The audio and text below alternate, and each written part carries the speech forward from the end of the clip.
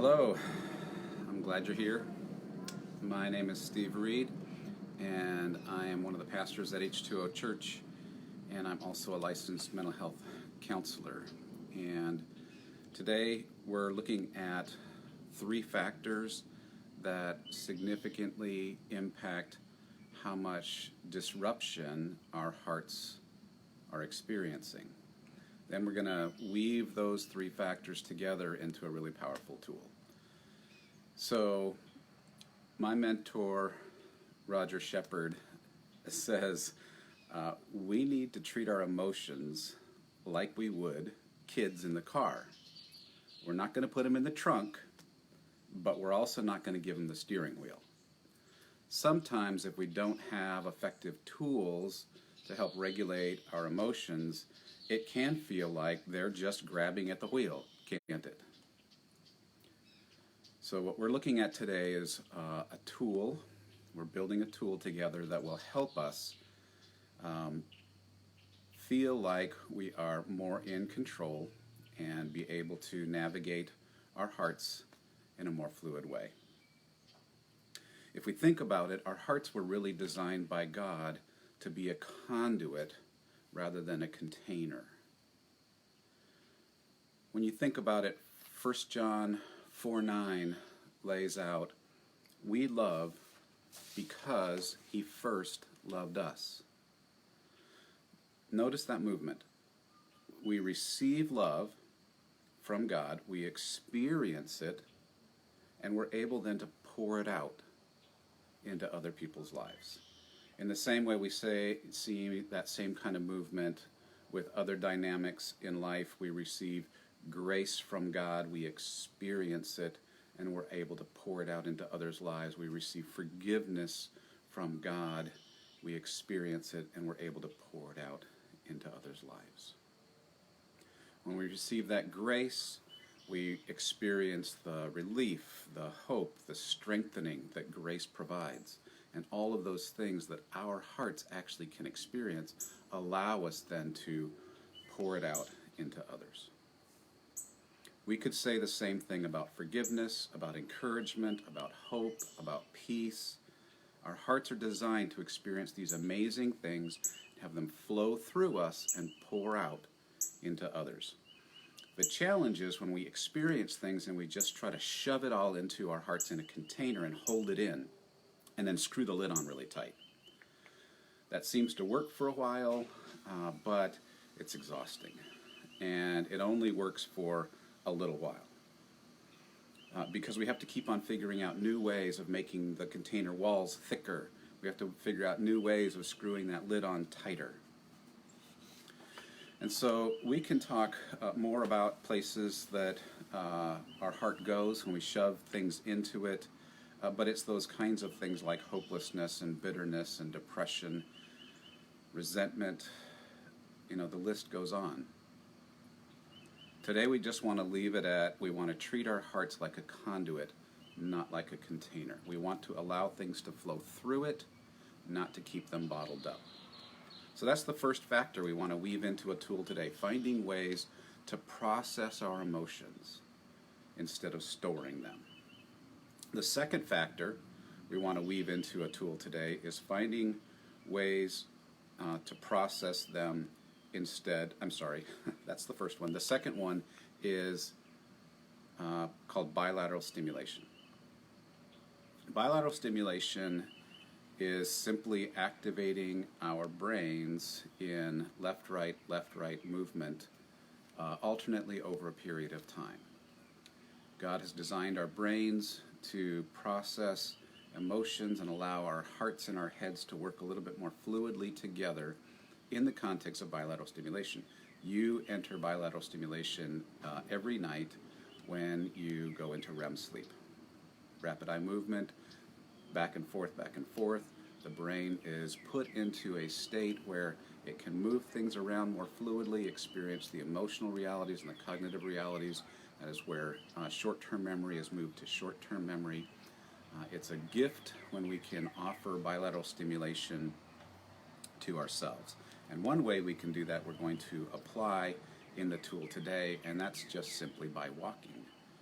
in walking, we take our bodies and we offer left, right stimulation through stepping, and we offer bilateral stimulation, and it actually helps us process.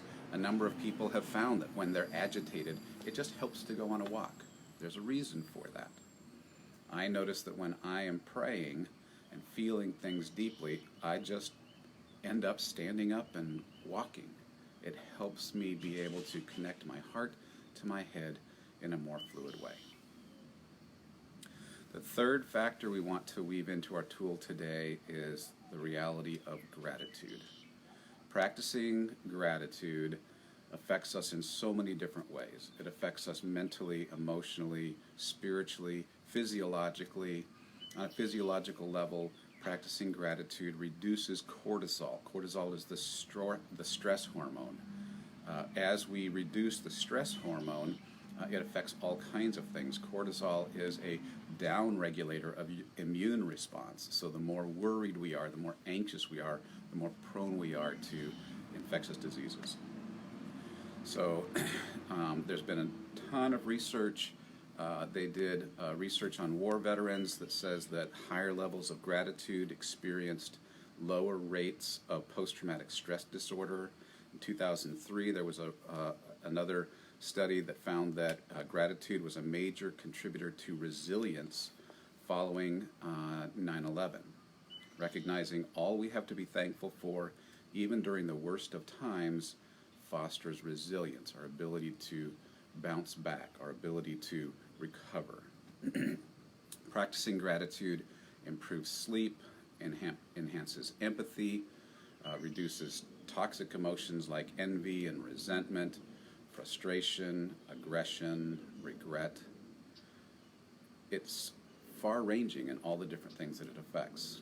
And so let's take a look for a moment at King David and what very interesting way that he seems to process his emotions and use praise and gratitude.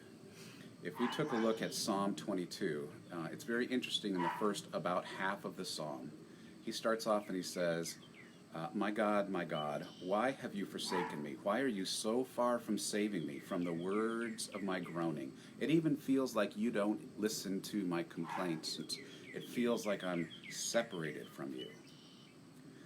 Skipping down a few verses, he's just pouring it out. And as he's pouring it out, in verse 7, he says, but I am a worm, not a man, scorned by mankind and despised by the people.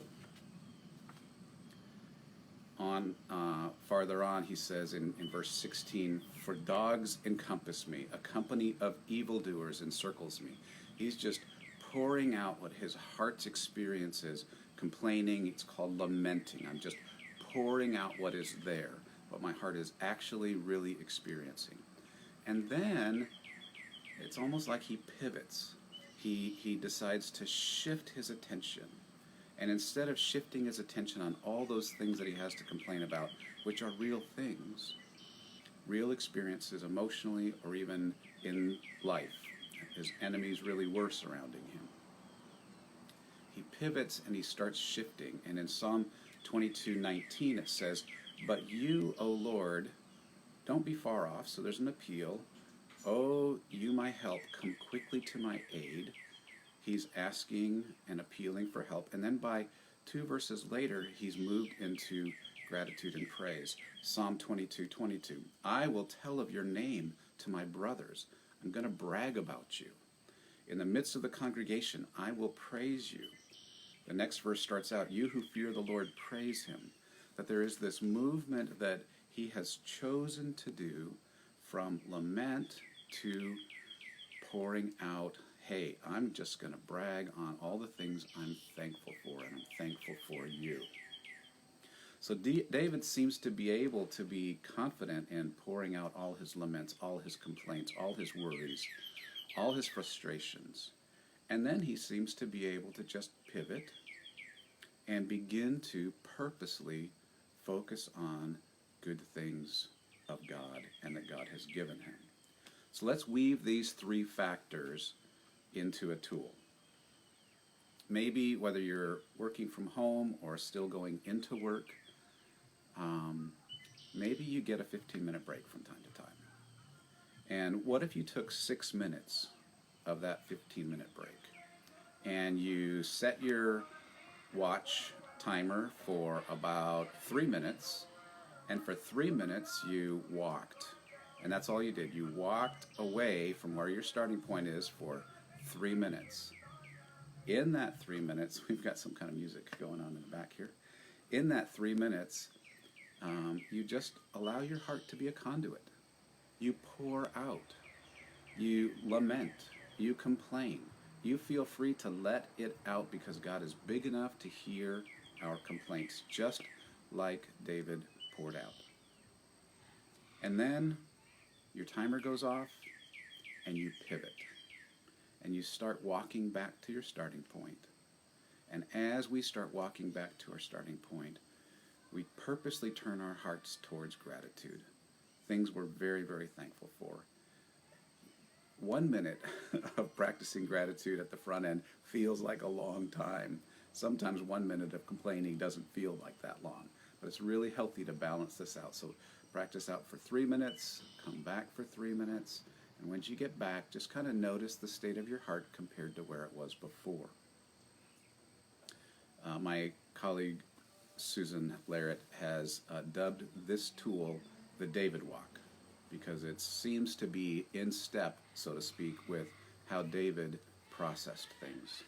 And so let your heart be a conduit, pivot, practice gratitude in the context of bilateral stimulation, and just notice how this tool works. This is a pretty flexible tool. If you have longer and you want to take a 10-minute walk, 5 minutes out, 5 minutes back, that's great, maybe even longer. It actually works in a 2-minute walk, 1 minute out, 1 minute back. Sometimes that's the amount of time I have between sitting down with different people and talking through their heart's things. And it's really, really helpful for my heart to pour out and then to be grateful. So remember that almost every anti-anxiety tool that I know of that's effective starts with coming into the present and then begins to focus on God, on what He's done for us, on how good He is, and then allows our hearts to move into that. This tool does that same thing. So this is the kind of tool that the more we practice it, the better it gets. It's not like an axe that the more you use it, the duller it gets. The more you use this, the sharper it gets. So maybe if you decide you want to practice this tool, start off by deciding, I'm going to practice this tool for a week straight, at least one time a day, and see how that goes. So I hope that's helpful for you. I want to invite you to tune in later this week to additional Facebook Lives. My co-pastor John is leading us through the theology of the Psalms. Don't miss that if you're wanting to really understand more about David's pursuit of God and to understand how he pours out and pivots. Later in the week, John's going to offer a special 6-part mini-series that explores the passion of Jesus on the days and at the approximate times when it happened. And so don't miss those 6 episodes. Thanks for being with us today. I look forward to joining you next week.